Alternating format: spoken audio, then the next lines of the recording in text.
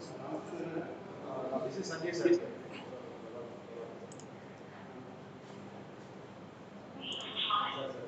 In another 2-3 minutes we will start.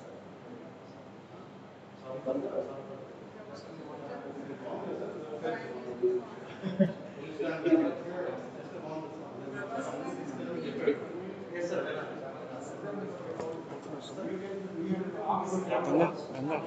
మొత్తం pan చేయండి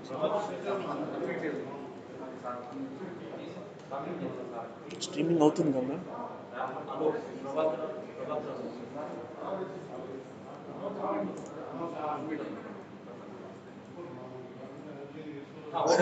Yes, sir. We can see you. Okay. Okay. But I am without mask because I am at home. No problems. అంటే అందరినీ ఒక్కొక్క office నుంచి Sir, మీరు ఒక్కొక్క office నుంచి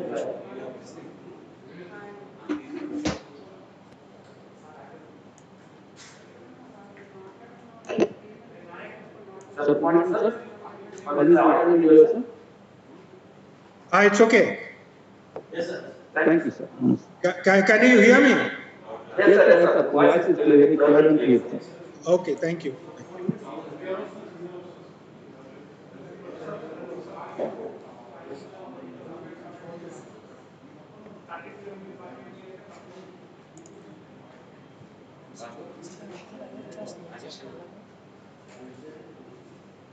రేపు ఒకసారి ఫార్వర్డ్ చేసుకున్నాం సార్కి చిన్న రిక్వెస్ట్ అది కూడా ఇదో 10 సెకండ్లో వాట్సాప్కి వెళ్ళిపోయేటట్టు ఉండాలి ఆల్రెడీ ఎంపీలు ఎక్కువ పెట్టమా అంతేనా చాలు కంప్లీట్ 1 hour 1.5 hour అట్లా పెట్టకు కొంచెం ఒక 5 minutes వీడియో పెట్టి సార్ వచ్చిన తర్వాత 5 minutes ఒకటి 10 minutes ఒకటి పెట్టిన తర్వాత కంటిన్యూ పెట్టు ఇప్పుడు ఆల్రెడీ స్ట్రీమింగ్ వెళ్తుంది సార్ ఇది కాదు మాకు ఇదంతా అవసరం లేదు ఒకవేళ మీడియాకి ఇస్తే మొత్తం ఇయ్యం కదా గంట సేపు ఈ వీడియో ఎడిట్ చేసుకుంటాం అది కాదు మళ్ళీ నువ్వు వెళ్ళిపోతావు తర్వాత మేము అది తెచ్చుకోవాలి అందరి పోయి స్టార్టింగ్లో ఇబ్బంది అవుతుంది సార్ వచ్చిన తర్వాత ఒక 5 minutes క్లిప్పింగ్ సపరేట్ ఇచ్చేసి నువ్వు వెళ్ళేటప్పుడు తర్వాత నువ్వు ఏమన్నా చేసుకో సార్ మాట్లాడేది అది సపరేట్ ముందే చెప్తున్నాను ఎందుకంటే తర్వాత మనం మాకు చాలా ఇబ్బంది అయింది సార్ అడిగి మేము ఆ రాత్రి 12ంటికి ఈజీ ఆఫీస్ పోయి తీసుకున్నాం ఒక 5 minutes ఒకటి సార్ మాట్లాడే ఒకటి సపరేట్ అందరు ఉన్నది వీడియో ఒక 5 minutes సార్ మాట్లాడుతున్నది ఒక 5 to 10 minutes లోపల ఇచ్చేది ఇంకా తర్వాత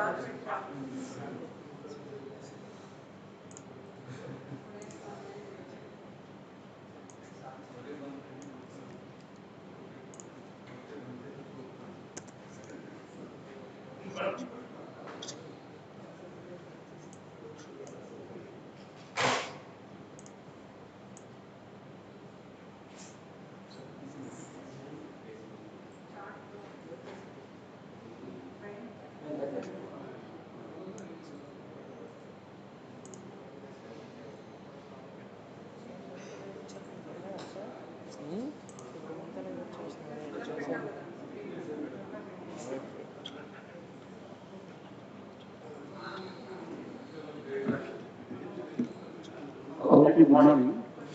అందరూ గుడ్ మార్నింగ్ మెసేజ్ పెడుతున్నారు అక్కడ డిస్ప్లే మనకి don't good morning message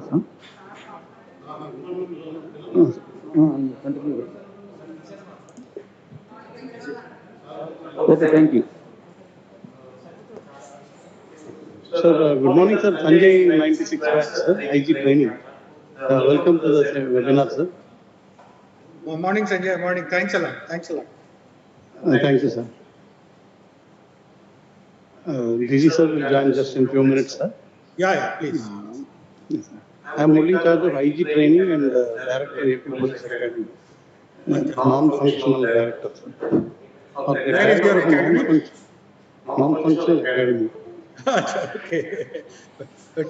But you can have your classes through this kind of webinar. Thank you, sir. I'll also share, sir, after initial things. Sir. Yeah. So we thank you once again for sparing your valuable time, sir, and police families are benefiting by you, sir. Thanks. Thank you.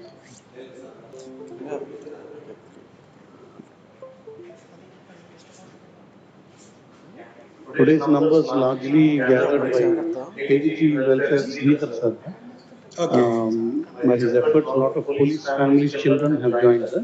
Okay. Numbers are above 846, primarily because huge numbers of the students are police families' children. Okay.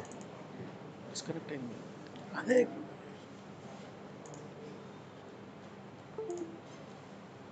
Thank you, sir. Sir, మీరు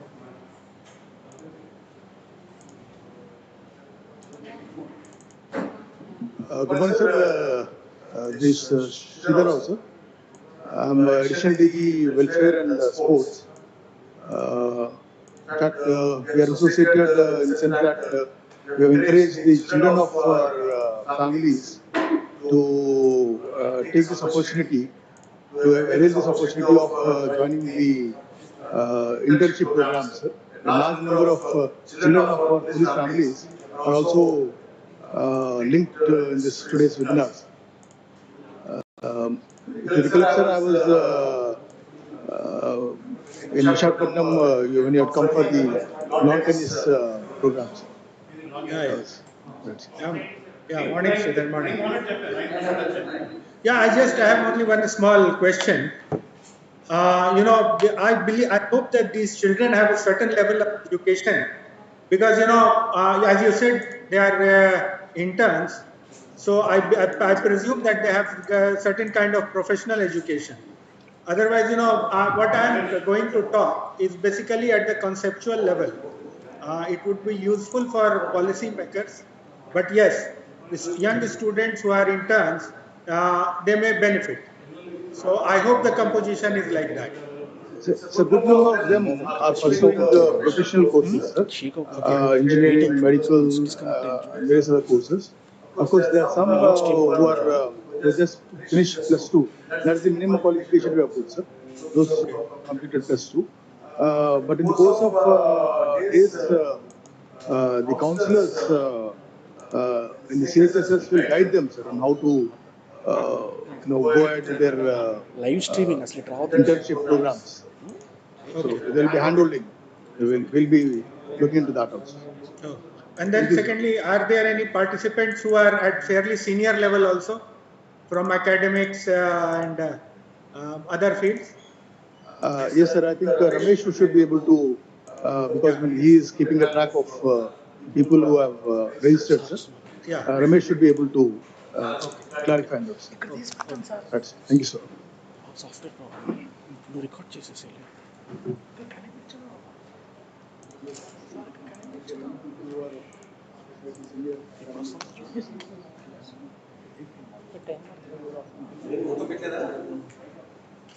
Ramesh Garu, they're certain. Sir. Yeah. Sir, we are starting in 1 minute, sir. Sir is coming. No. And Yeah. I just wanted to know whether among participants there are senior officers, academicians. yes, sir. Yes, sir. Can I brief, sir? Yeah. We have, our CHSS retired bureaucrats also participating, and also senior professors from Hyderabad Central University, Usmania University, ICFI Law University Dean, and their students, and IIIT Basel. So a very good composition of academics, bureaucrats, and especially civil servants retired also. Yeah. Why I'm asking this question is that my presentation is primarily at conceptual level. Sure. So yeah, I think it should not go waste. No, never, sir. Okay. Never, sir. Never. Thank you. Camera ready చేసుకోవాలి ఇంకోటిలో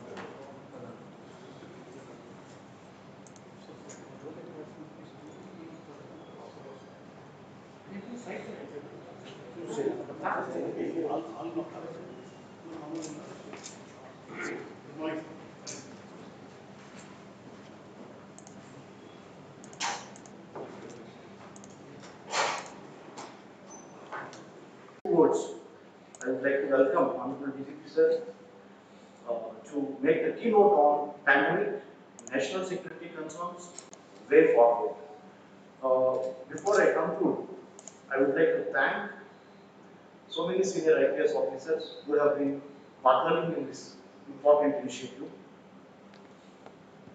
especially on internal security for affairs matters. So now, only last one word about Center for Human Security Studies, because you all have to know when did it start.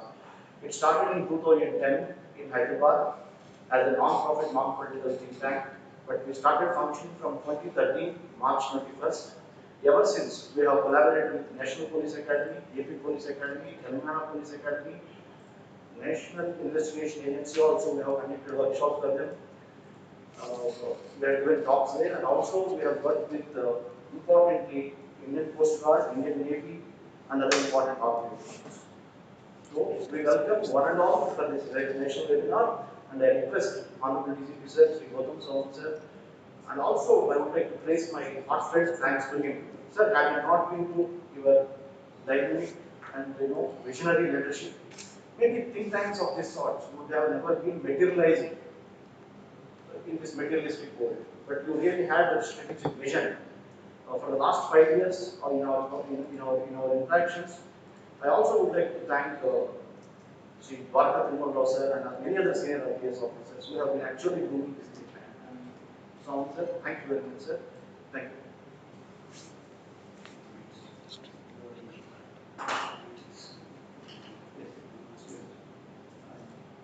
So on this occasion, I would request Honorable DGP sir, 3 important things sir is going to present actually to release the books written, research articles written by interns from 2018 batch, 2019, 2020 batch. They are from, sir, the best part of these books that we are going to inaugurate, sir, is on national security and human security. Essays written on national security and human security, such as food security, water security, cyber security, postal security. The youth of this country, tribal welfare, social welfare, college girls, and also girls from corporate universities and government universities. That is the best part of it. It is a social balance here. It is not exclusively for corporate universities. So that is number one, sir, by your hands. Number two, I would request you to announce from 25th of July the internship opportunities, online internship opportunities exclusively for AP Police families and children, because AP Police has been striving hard to defeat this COVID. So we wanted to give something back and also boost the morale of the AP Police families' children from +2, UG, PG, PhD, whatever you wanted to pursue, will help you will chisel your dreams. So sir is going to make announcement on that. Number two. Number three, most important thing is also we are going to orient civil service examination preparations and also verification opportunities. So with this, now I request Honorable DGP sir to inaugurate the first publications of Center for Human Security Studies. Sir.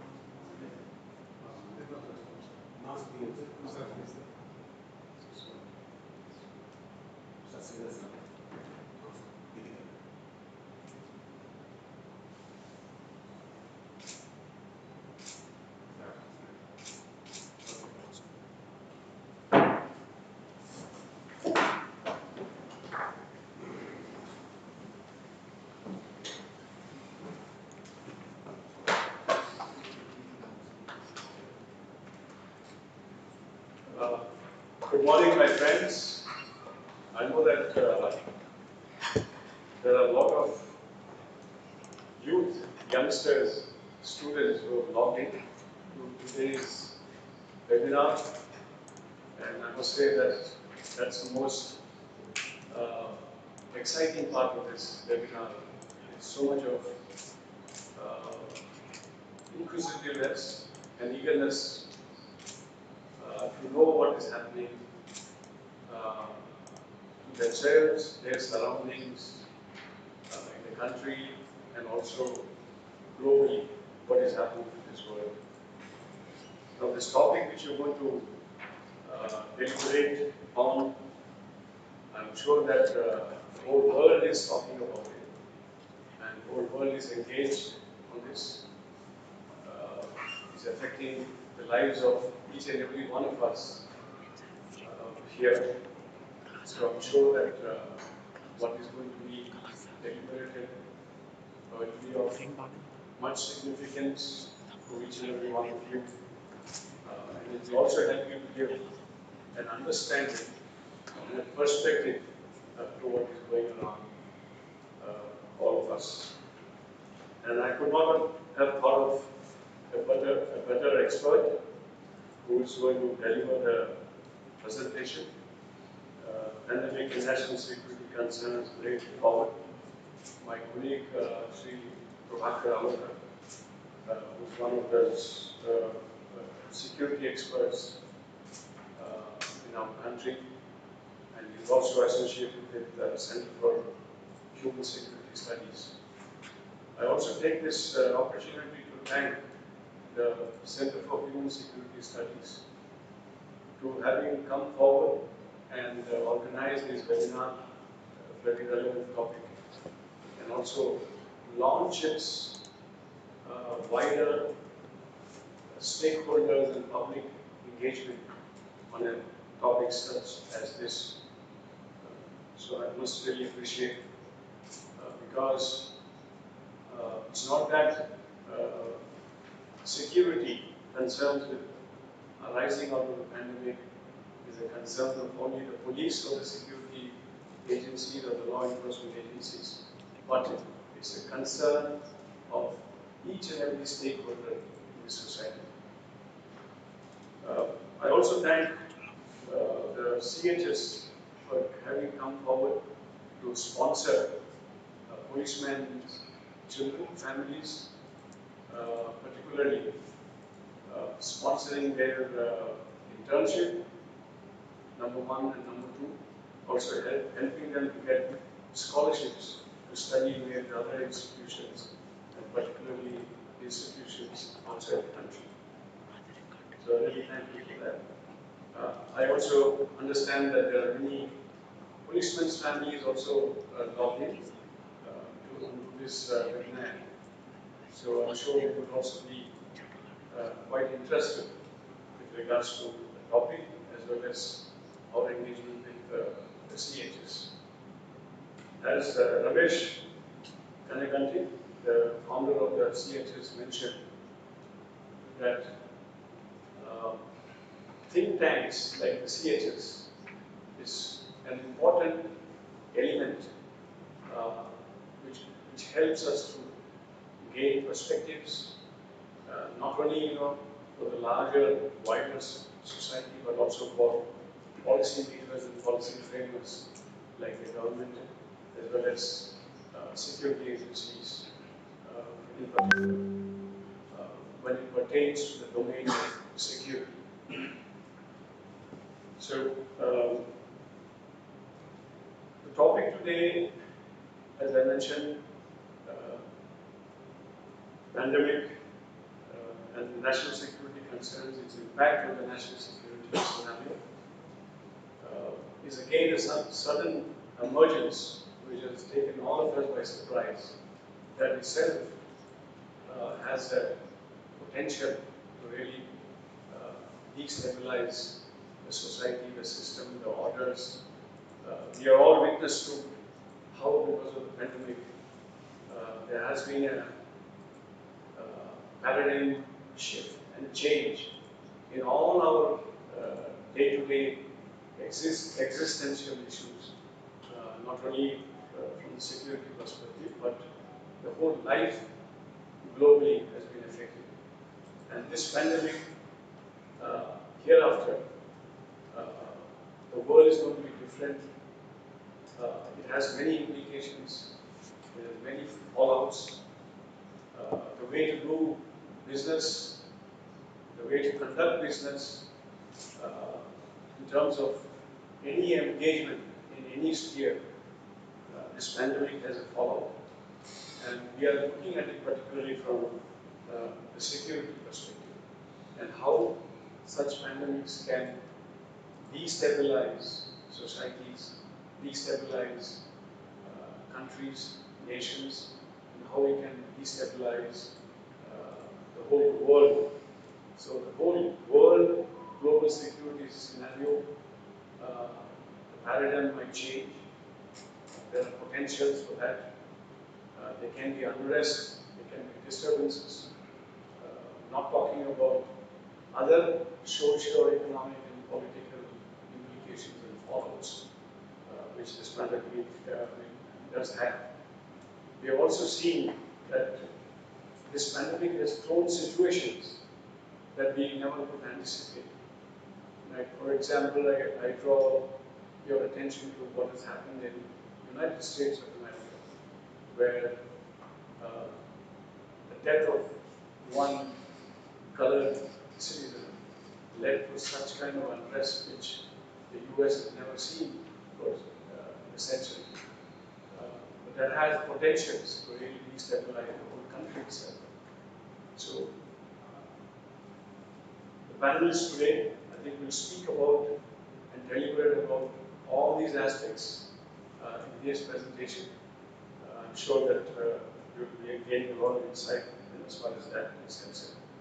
Now, I can also just flag an example of what the AP police has undergone in the last 4 months. The last, let's say, 3 months, we were really completely on the top of it. We were able to really trace, track, the virus spread. Each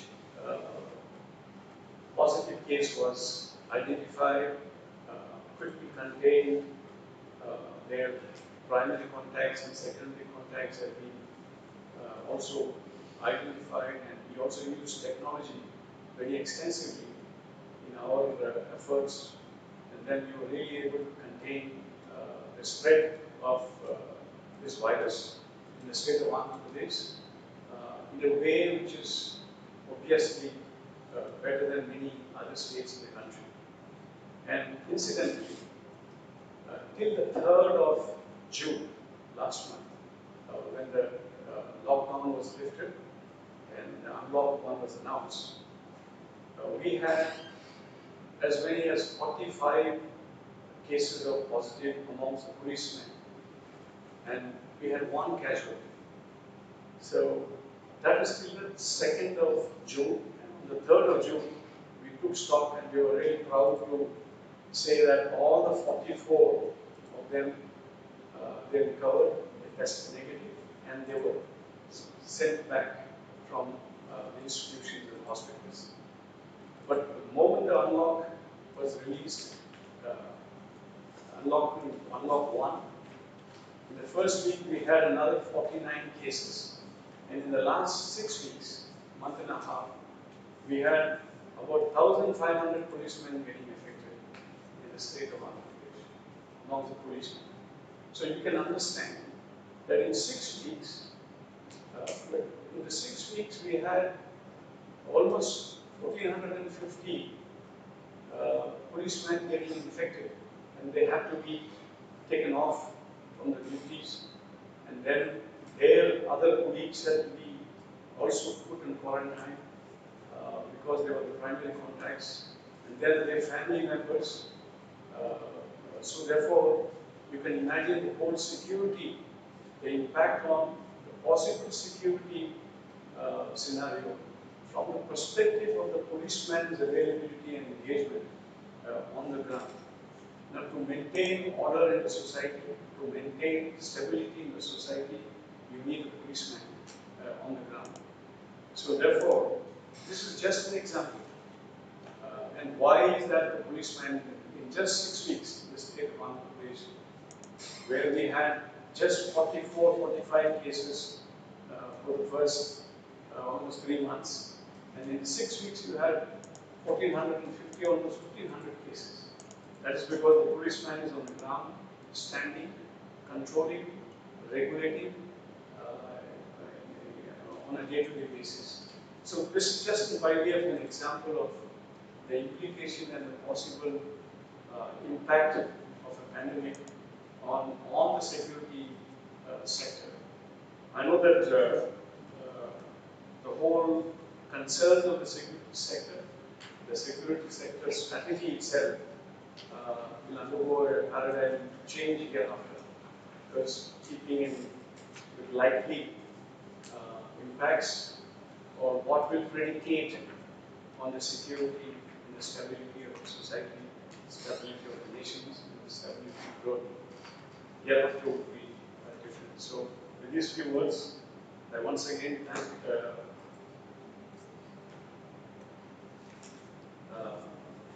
Ramesh Kanyati and the CHS, and also my colleague Sri Prabhakar Aloka, IPS, former Special Director of Intelligence Bureau, Government of India, to be here and giving us also an opportunity, associating with us, and reaching out to all of you this month. And I'm sure that we will be left with better perspectives and more enriched. I also take this opportunity to announce, I already mentioned this, free online internships, civil service examination orientation, and guidance on higher education scholarships for UG and PG studies in countries such as USA, UK, Germany, Korea, Japan, Australia, New Zealand, Norway, Sweden, to the students or APPolicemen's family welfare. So I'm sure that policemen's family would stand to really gain by what is going to be offered from here on. So thank you. On behalf of all the AP police and each policeman and their family members, thank you, Ramesh. Thank you, CHS. And a very good morning to all the viewers who have logged in this morning. Thank you very much.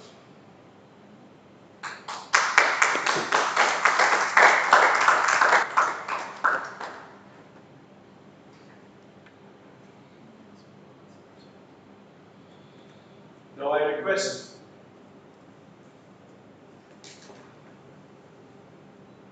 Sri Prabhakar Aloka, IPS, former Special Director, IB, Government of India, to kindly proceed with his presentation, which we are eagerly looking forward to provide. Thank you. Thank you, Gautam. And good morning to you, everybody. It is a great pleasure to be with you and share my thoughts. When I look at this screen, I really get frightened. 1,000 participants. It's really frightening. I have never addressed such a large gathering in my life. Sometimes I thought that I would be a politician, speaking like a politician, but then I have to talk some sense. So I can't speak like a politician. And this gathering, which I am told is also made up of comprises students. And students these days are having far more caliber than we had. And that the measurement is that they score such high marks, 98, 99, 97. And that used to be actually the reading of the thermometer during the days of right?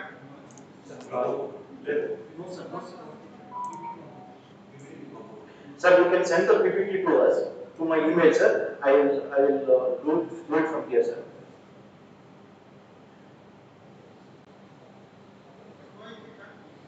Yesterday it was running well. Yes, sir, yes, sir. We had the driver also, you're right.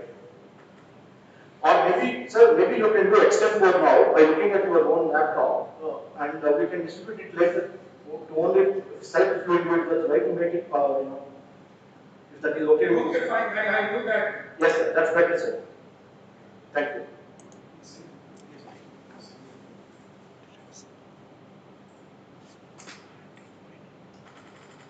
So now, my plan of presentation is to serve the history, to understand the impact of pandemic, and understand the changing concept of national security, discuss the strategic implication of pandemic, and suggest structural changes to meet the challenges as way forward.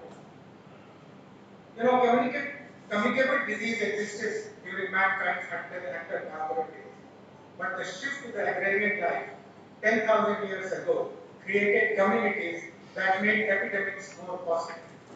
The more civilized human became, building cities, foreign trade routes to connect with other cities, and waging war with them, the more likely pandemic became. Pandemics have caused fall of regime and socio-political realities. The earliest recorded pandemic happened during the Peloponnesian War.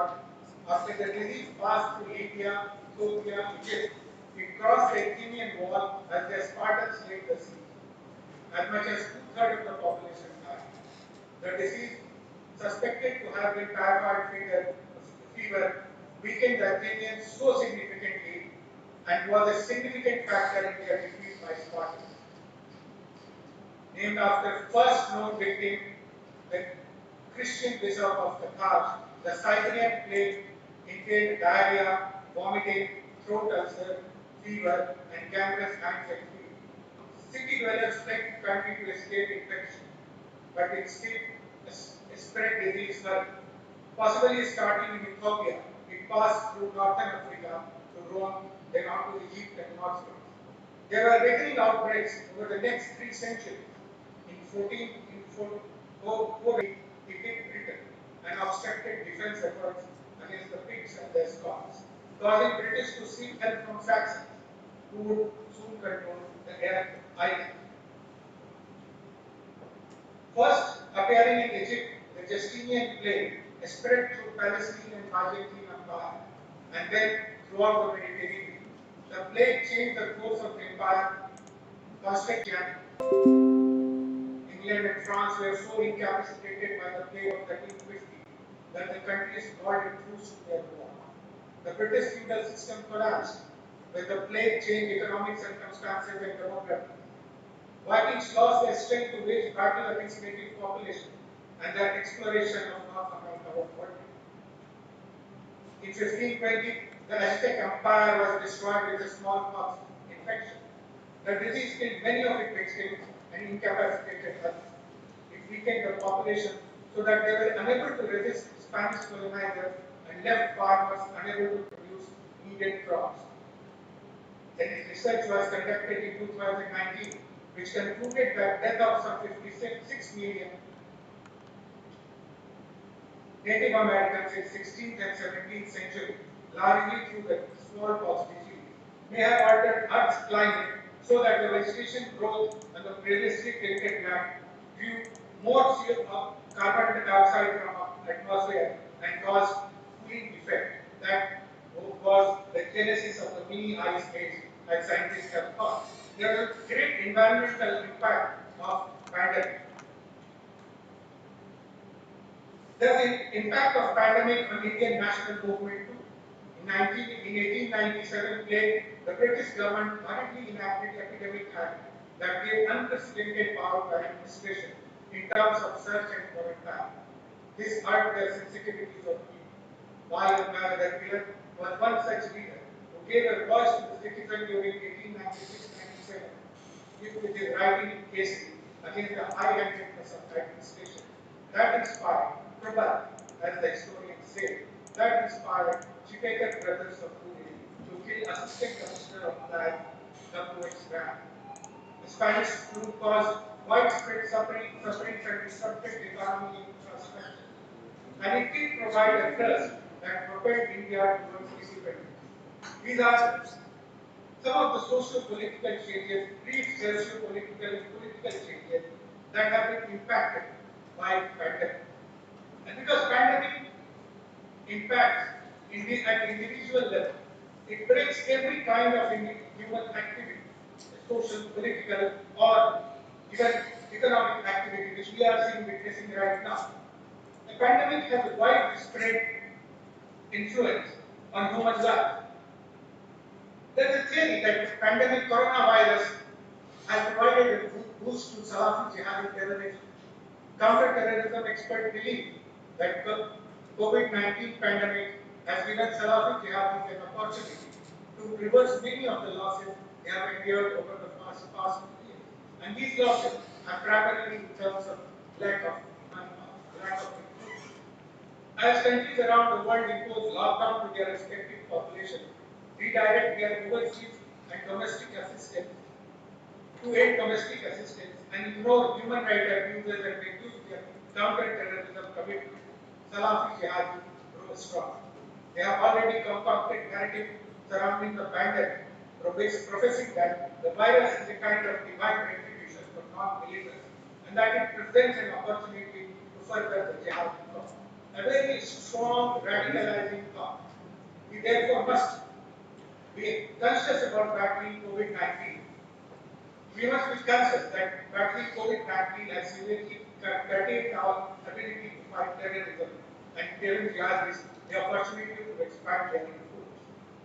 In the recent editorial in Al-Naba, an official online publication of Islamic State, it asserted that COVID-19 was sent by God to avenge China's persecution of Muslims. The editorial titled "The Vengeance of Your Lord is Severe" is taken directly from the Quranic verse, and terrorism experts explain that this surah refers to the time when persecution of Muslims was extreme, but also serves as a reminder that those who remain steadfast in their faith were rewarded.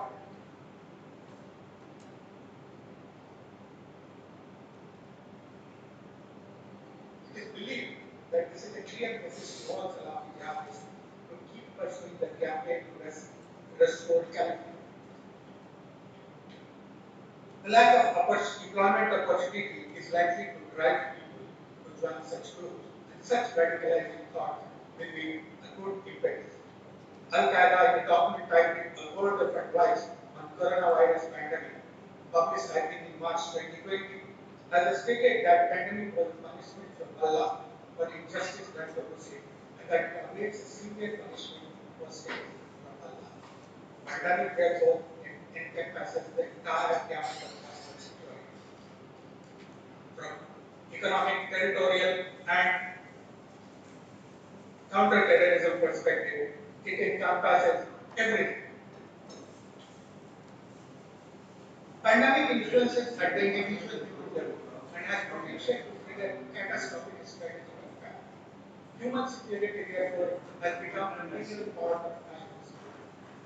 Human security, the concept emerged in 1994 when United Nations Development Programme issued its annual development report calling for profound transition in thinking from nuclear security to human security. The concept of security has far too long been interpreted now as a security of territory from external aggression, or as a protection of national interests in foreign policy, or as a global security from threat of nuclear weapons. It has been related more to nation states than to people. Forgotten were the legitimate concern of ordinary people who sought security in their daily lives. For many of them, security symbolized protection from threat of disease, hunger, unemployment, crime, social conflict, and political repression, and also environmental hazards. The UN report has identified 7 dimensions of human security. Pandemic and health security is one of them. The 7 dimensions of human security of in the human report are economic security, food security, health security, environmental security, personal security, community security, and political security.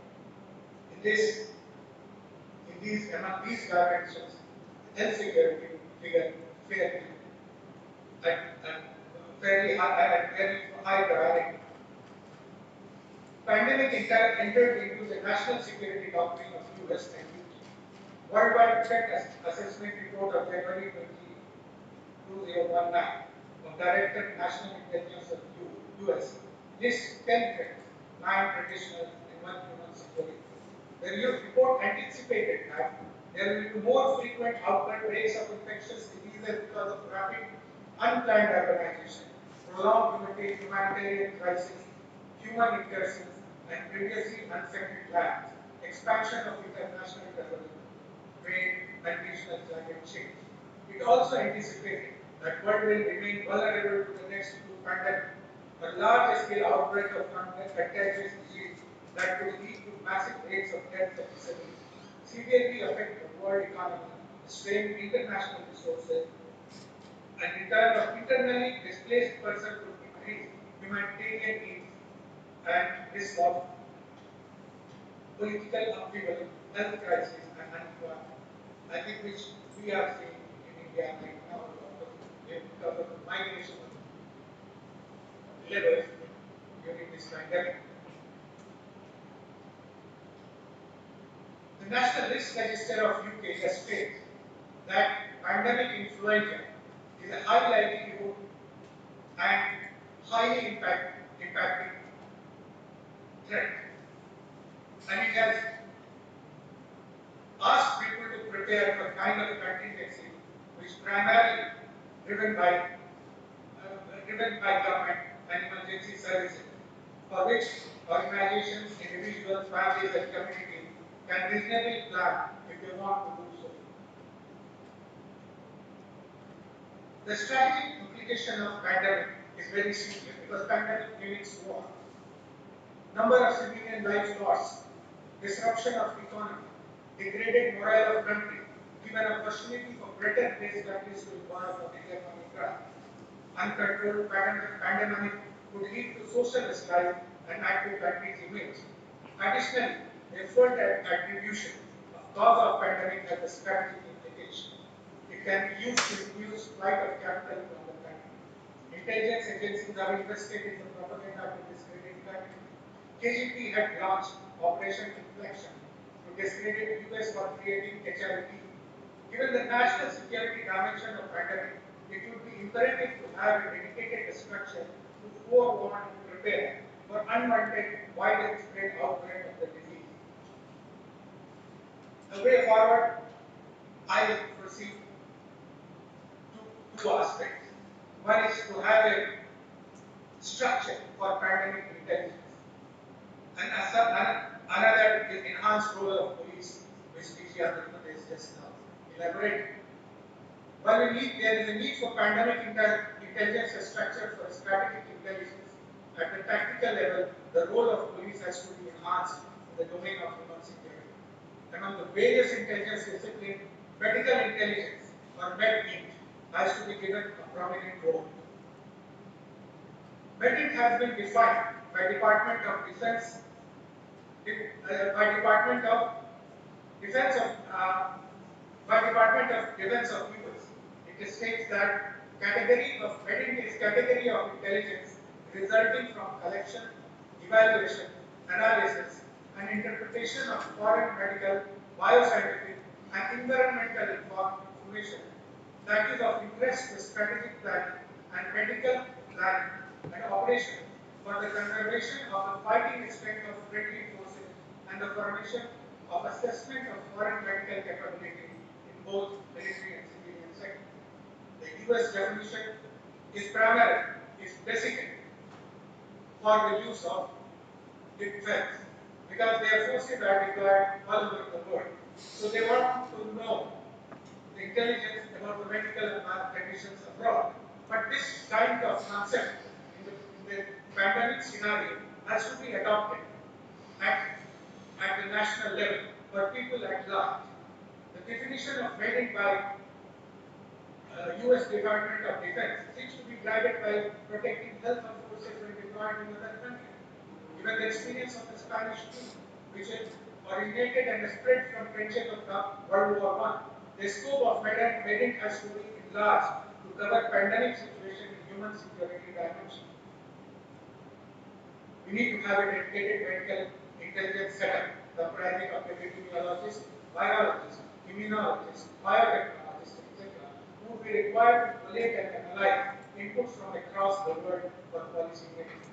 US has a National Center for Medical Intelligence under Defense Intelligence Agency to monitor global health that could negatively impact the such personnel and US citizens.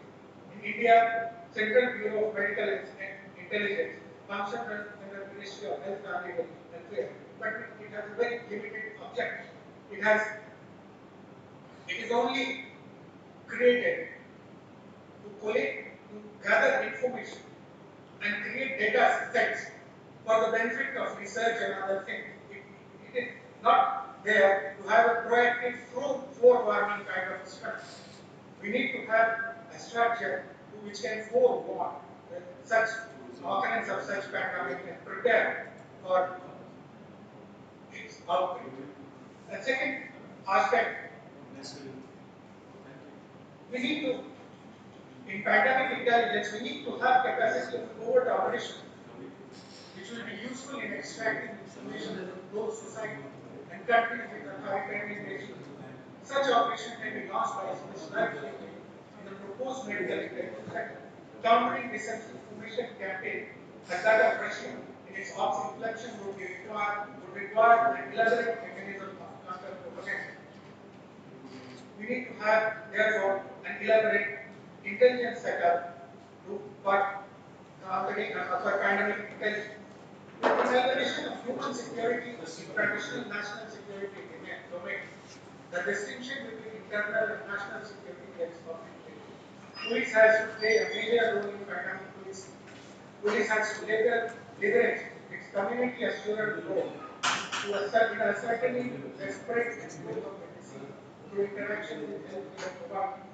Impact of assessment across various sections of society is utmost important. The pandemic impacts various segments differently. It impacts students, laborers, professionals, and it is a different manner. This causes people to seek safety and move away from pandemic clusters. Further economic activity causes migration of a scale which may be dependent on the scale of economic activities of a country, the phase of people being varies without the cure. Societies are confused, scared, and indecent, and they are easy prey for a state and not a state disinformation. Rumor or disinformation has a major role in aggravating a panic situation. This has become compounded with the advent of social media. False estimates of death about false estimates of death, information about vectors of contagion, about medicine, about relief action, etc. Create confusion in society. Such information would not only lead to law and order problems, but also add to the spread of contagion. Such false information of start of train or movement of start of train for movement of migrant laborers and crowd gathering at railway station, making everybody vulnerable to the virus. Pandemic where vector is human closeness, surveillance is of utmost importance. Surveillance of those affected would become a major intelligence function for police. While information about disease is an added responsibility for police, the organization has to keep track of pandemic-related crime too. In this situation, when the society gets closed, then when everybody has a sense of paranoia, when the information is being fed with motive to create confusion. In such situation, crime propensity can also increase. For example, there is a recent case in which somebody came in the guise of health worker to test whether there was any COVID patient in a particular house, and in fact they brought that house. Now these kind of activities in the guise of pandemic work may also increase, and the police has to keep tab on that. This is a very important and complex situation for police because they have to keep track of their health of their personnel how exponential moving grew in their fraternity. And this added responsibility of keeping society together gives them a very difficult task.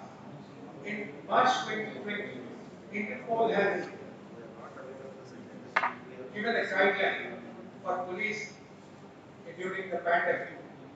They have elaborated many crime situations which need to be tackled by police, and one of them is sale of counterfeit drugs, and then cyber crime also in the name of pandemic information. Malicious sites are being created, and people are their systems are being compromised. A comprehensive guide of Interpol, I think, would be useful for police. They should try to implement, but my personal opinion is that it lacks on one count, that it does not give importance to the safety of officers. And in our context, we must also include safety of police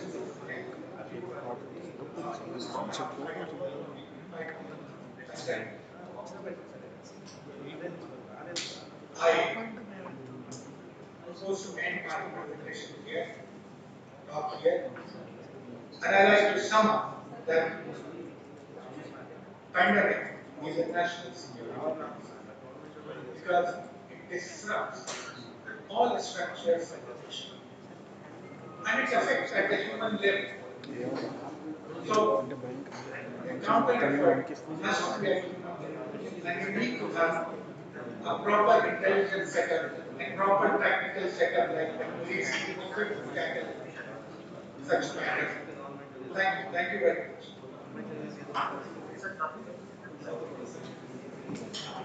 Sir,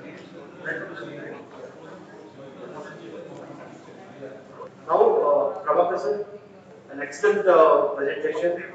Because of some technical glitches, we could not see the PPT, but anyway, we will take from you and distribute it to very selective audience, as we have opened yesterday.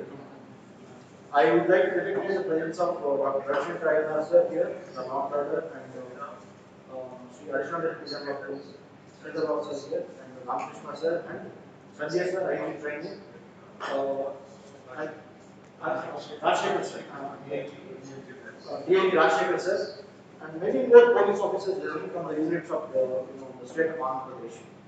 So, I request Dr. Rashid Rayana sir for 1 minute, and also Sanjay sir to speak few words. And also, we will open it up for the Q&A once you are over. Few questions if can be allowed afterwards. Now, we request Sri Sanjay sir. Sir, we thank you very much for the time you have taken and efforts in preparing the PPT. Also, we couldn't see it. I'm sure once it is shared among the group, they will try to comprehend what is spoken. The national security scenario can't be better described by anyone beyond somebody who has worked in IT for so many decades. The value of which these youngsters will be knowing. We also thank you, sir, for the patience you have shown handling 1,000 participants.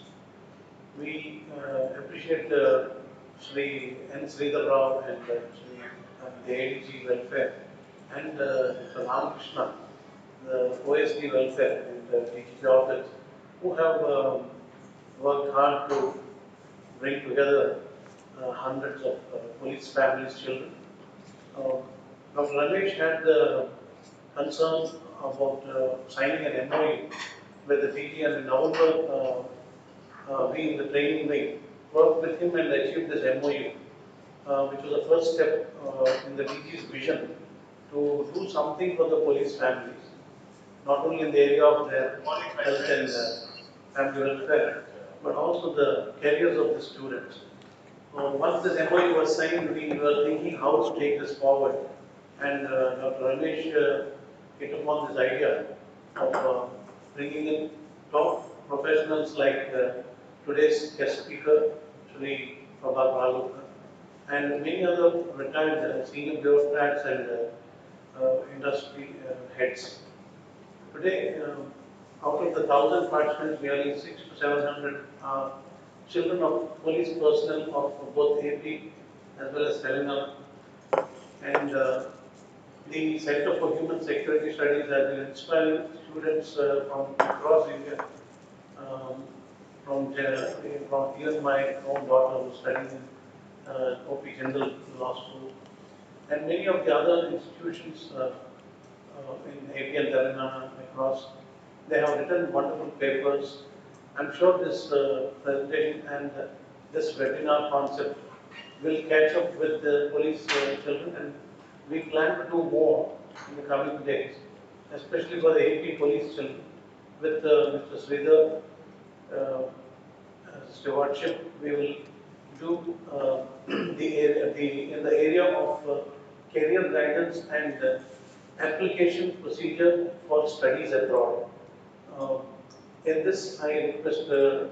Ramesh to contribute to the professional help that he has, so that in the days to come, we want to see that the AP Police headquarters would successfully launch police children in reputed educational institutions, either for full-time studies or for brief internships, not only in USA, but even in Japan and Singapore, where there are great opportunities. India and Japan have signed an agreement under which there is a huge exchange program going on. Dr. Ramesh and I have been studying this language thing, sir. The Japanese have N1 to N5, N5 to N1 actually, in which N5 and N4 are the two Japanese language proficiency tests, which can be completed by the students before their BTech. And it is easy to complete at the local level wherever they are. And from the N3, N2 and N1, they need to spend at least 1 year in Japan to be able to complete those levels of the JLPT and the Japanese language proficiency test. The government of India and the overseas development wing of Japanese government have signed an MOU in which they have planned to train Indian professionals in Japanese language up to 5,000 in the next just 2 years. And they have started full-time courses also.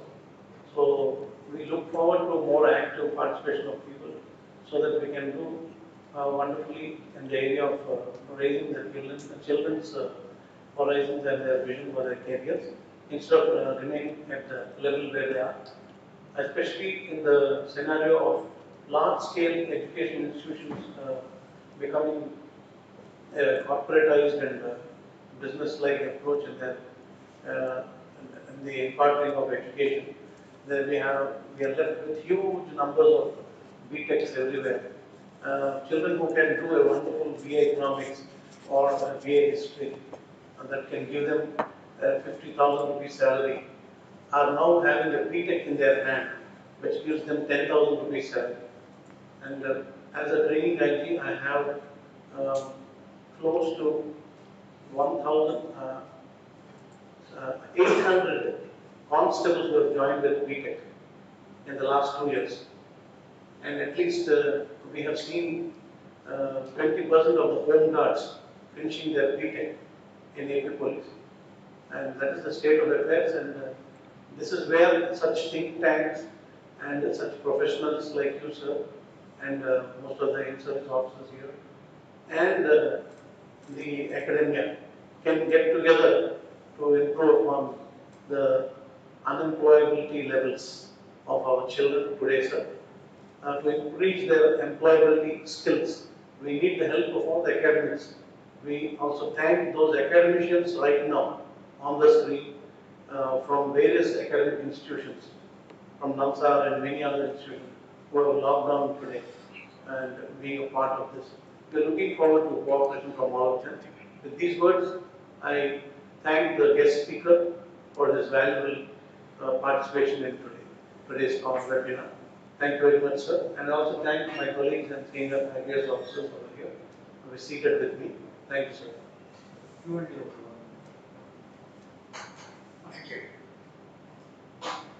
So now Sir, I got a few questions. Can I ask one question, sir, on behalf of the audience? Because if I start allowing audience, it would be little chaotic. No, please carry on. Yes, Carry on. sir. From one of the participants from Center for Human Security Studies, they are from this National Law University and also University of Law. She is interested to know from you, sir, India doesn't have a written national security strategy so far. What could have been the reason, and should we have a health security command and control center at the helm of affairs, like the SPG, like NSG for countering terrorism? Why not we have a, because the 21st century belongs to CBRN, chemical, biological, radiological, nuclear weapons. So, is there any thinking at the highest level, because you have worked at the highest level of the government of India? So, is there any thinking that's happening in the days to come? Can we see that in there?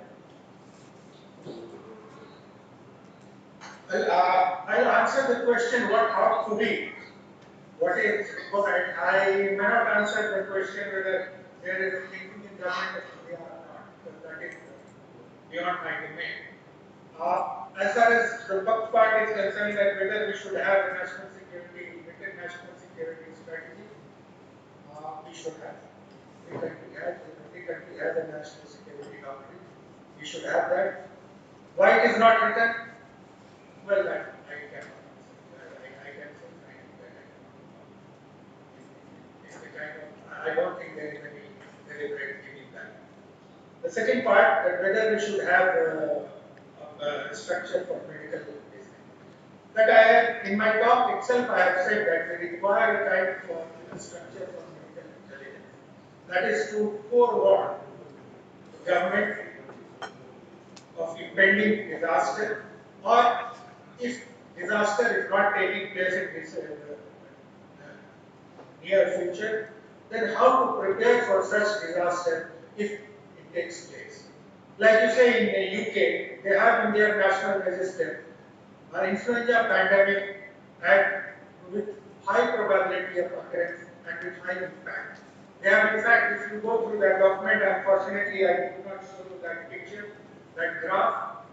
In that graph, pandemic influenza as a threat is placed very high, higher than other kind of attacks, other kind of threat. So if you go through that document, that picture is there, that graph is there, you will see that people have now, countries have now started realizing that it is health sector which requires more attention. And as I have already suggested in my talk, that we need to have a structure for health intelligence. Along with that, we can have other organizations to mitigate such occurrences. Thank you, sir. One more question, if you allow me, sir. Can I ask? Yeah, please. Yes, sir. Sir, right now there are about 900 participants listening to us and watching us, and it's also live streaming in YouTube or APPolice channel, sir. So, believe me, sir, as an academic, I have conducted many webinars, but this is outstanding given any measurement. Maybe because of the topic, maybe because of the distinguished speakers on honorable DGP sir, taking initiative supported by all the senior IPS officers. So keep that aside for a moment, and I would like to ask this question on behalf of Ms. Bhavana Gavururi from Research Assistant from Center for Human Security Studies. She sent a question. Sir, the operational intelligence and the strategic intelligence are two important elements. How well India is doing when it comes to human intelligence or open source intelligence or technical or visual intelligence, because she says that she has fascination for Israel and she has been studying on Israel. When we juxtapose with Israel, where are we standing? Well, I'll answer this. This is a very interesting question, and I'll answer one sentence that should be sufficient. I think that there will be great, fascinating intelligence agencies like Israel and others. They have done great job. There is no doubt about that. But I would say one thing with full conviction, having served in this intelligence setup for 2.5 decades, that our intelligence has never failed. And that is, I am telling you with firm conviction. Now, if that is so, I could say that all dimensions of intelligence, we may have deficiencies. Because, it's a very dynamic field.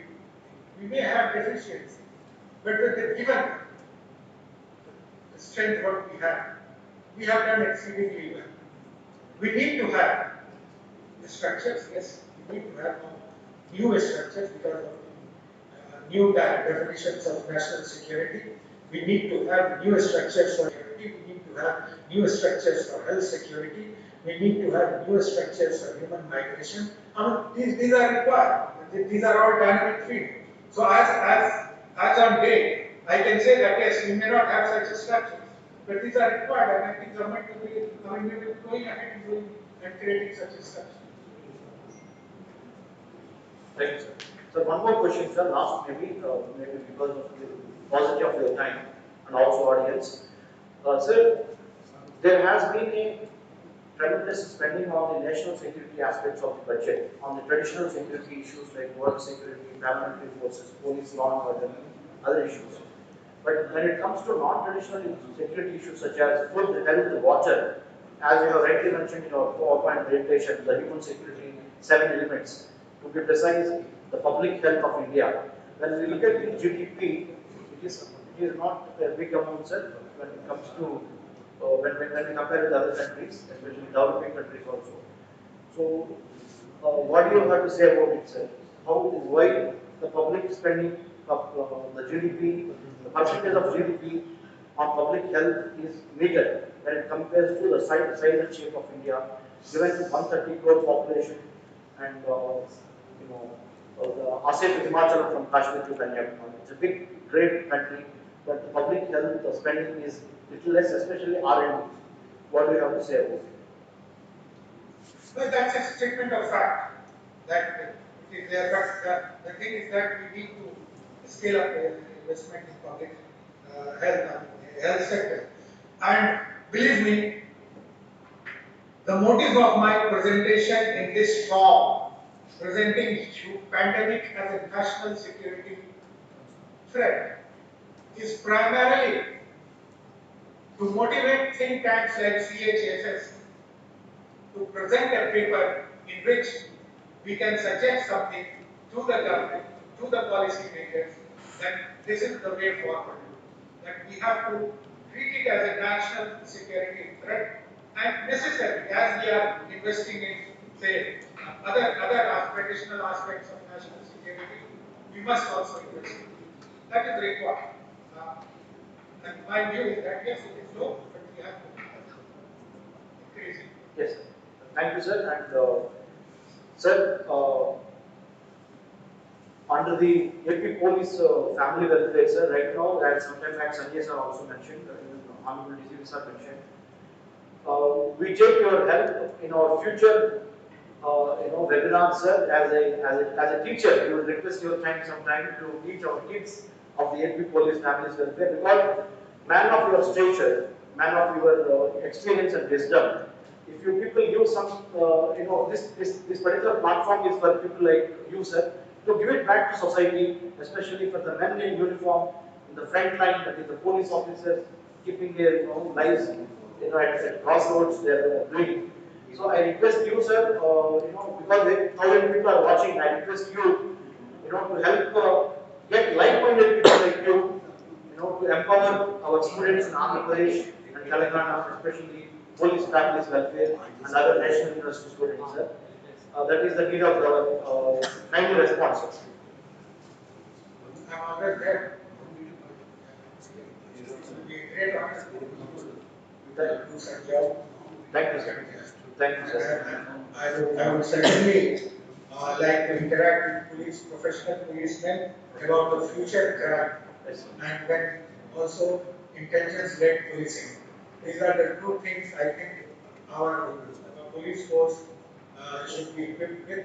Future crimes are going to be very, very complex, and our present skill level from constable to the level of DGP has to go a sea change.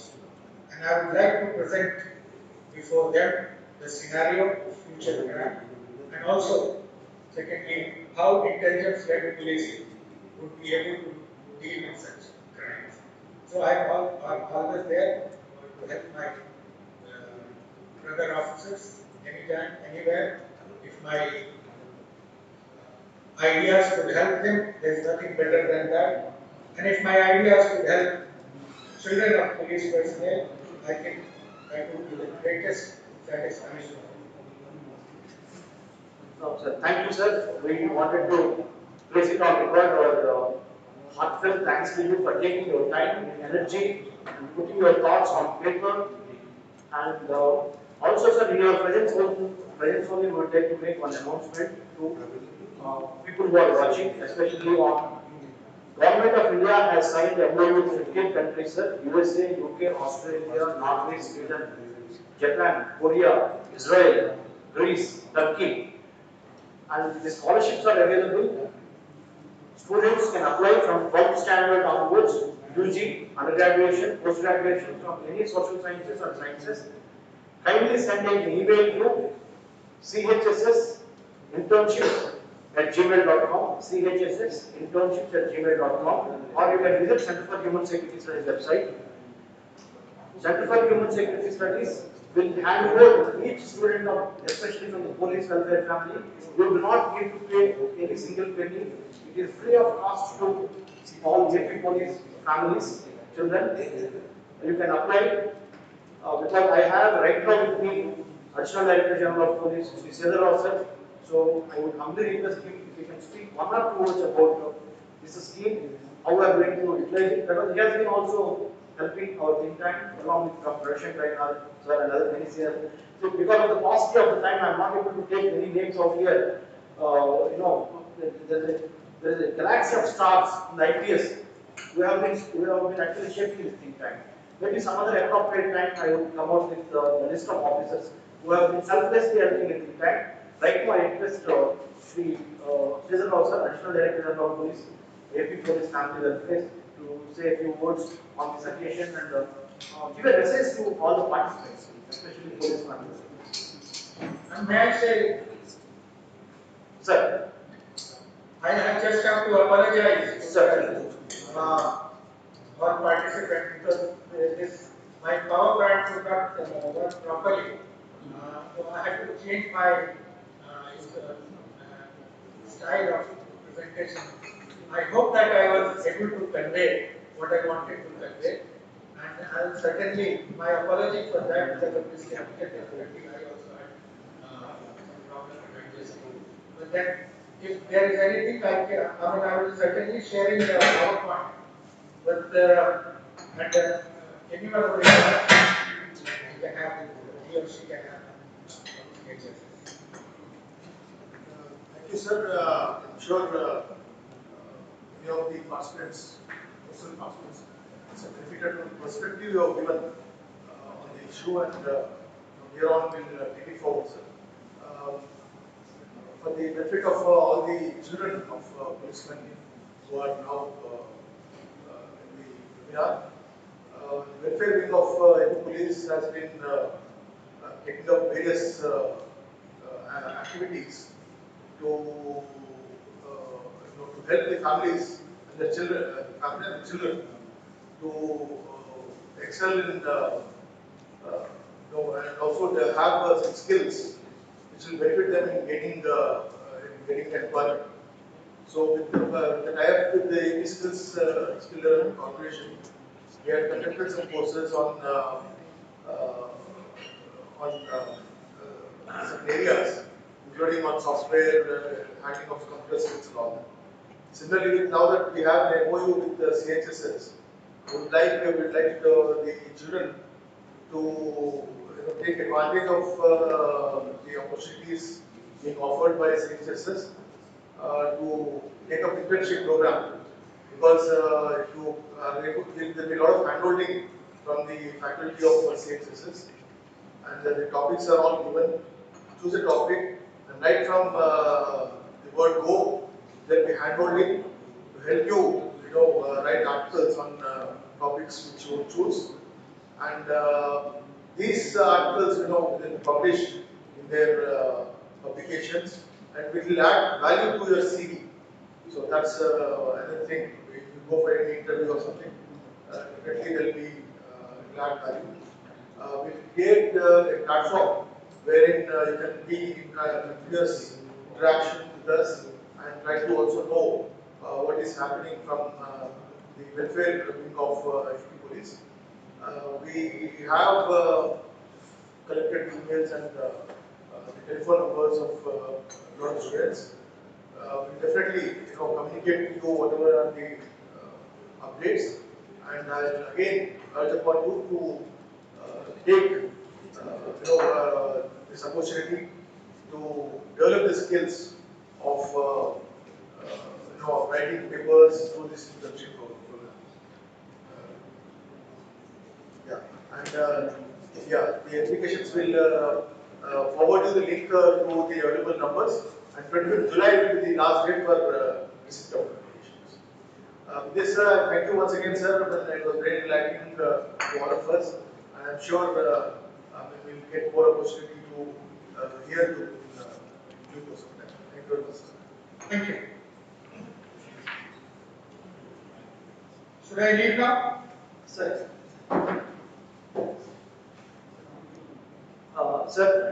Thank you very much, sir. Let me propose a formal vote of thanks. So, Dr. Ravishankar, sir, the last word.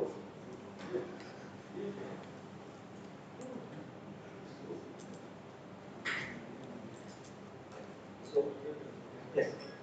So, on behalf of AP Police, on behalf of Director General of Police, Gautam's officer, and other senior IPS officers who are present in this room, sir, we wholeheartedly thank you for your valuable time, energy, and the thought process and the thought leadership. Let me use that word, thought leadership, because you have so many plans which we cannot discuss online. Definitely, we'll get back to you, sir.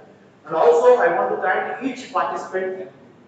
Each one of you tomorrow will be officers like right now you are watching. Maybe some of you could become IAS, IPS, IFS, teacher, doctor, actor.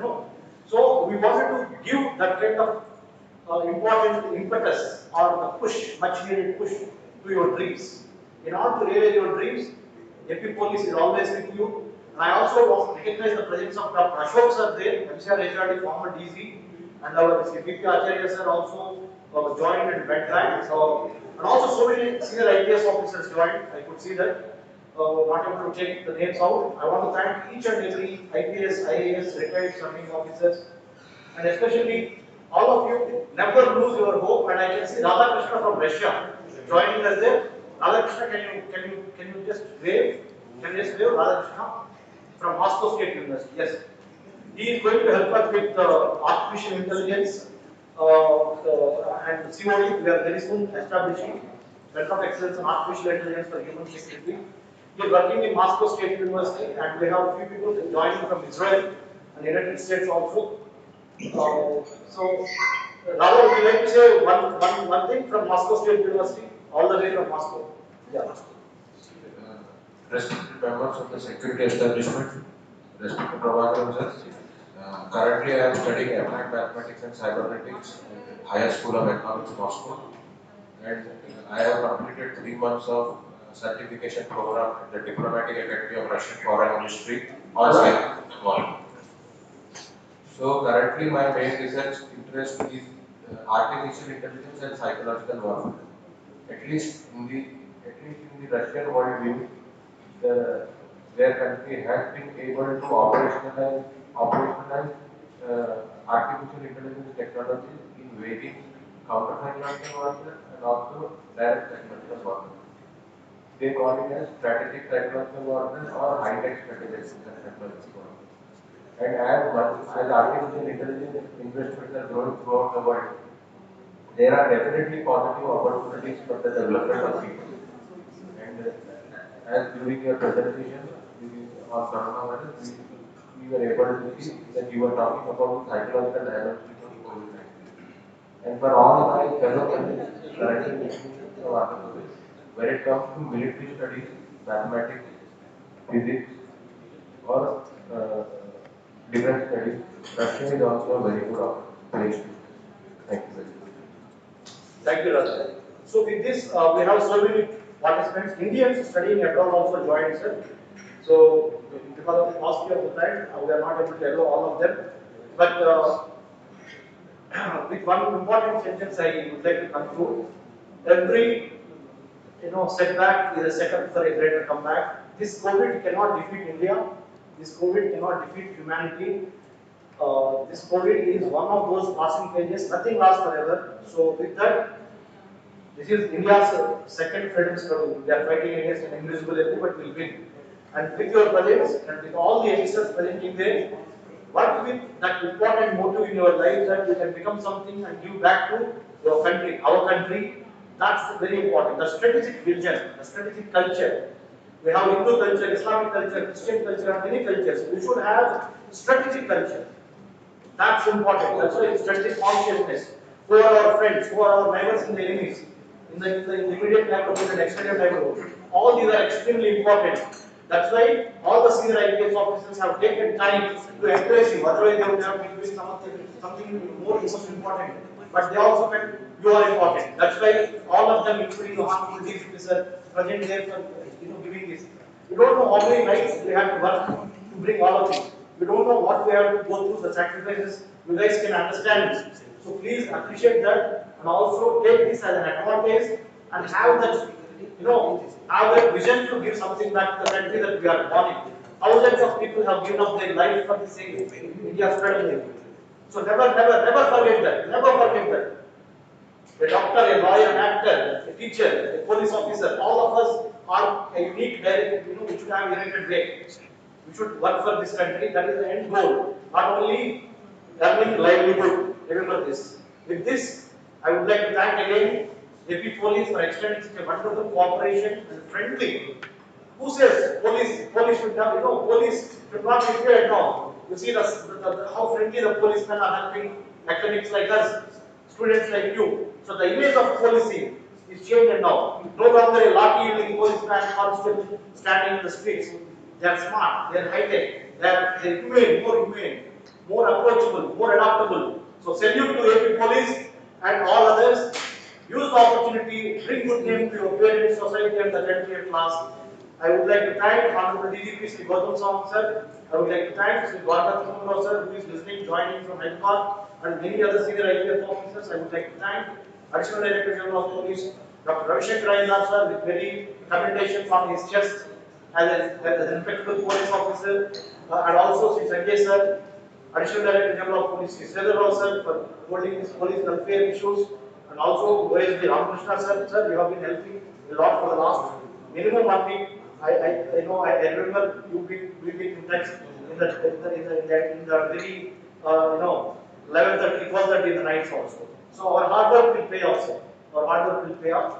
I would like to thank Sri Balraman sir, DIG with all telecommunications, DIG. Balraman sir, thank you very much for your team and Rajshekar sir and all the SPs whoever is listening. We also wanted AG Communications sir, DIG Communications. And Sanjay sir, our IG training and SPs in the field, additional SPs, DSPs from a constable. Believe me, if you are not able to send your applications by now, do not get panicked. Till 25th of July, you can send your applications. 2-3 things, very clear. Number one, online internship program in food security, water security, cyber security, coastal security, international relations, and other emerging technologies, free of cost. Online internships for 1 month. Number 2, online civil service examination orientation. Number 2. Number 3, online higher education opportunities abroad. Government of India has signed MOUs with 15 countries. How do you track those scholarships? CHSS will hand over you and help you. With this, I conclude and I would say, last but not the least, Prabhakar Luka sir for joining and staying back for the last 2 hours along with us. And all of you must have this feeling in your heart. Jai Hind. Thank you. Thank you.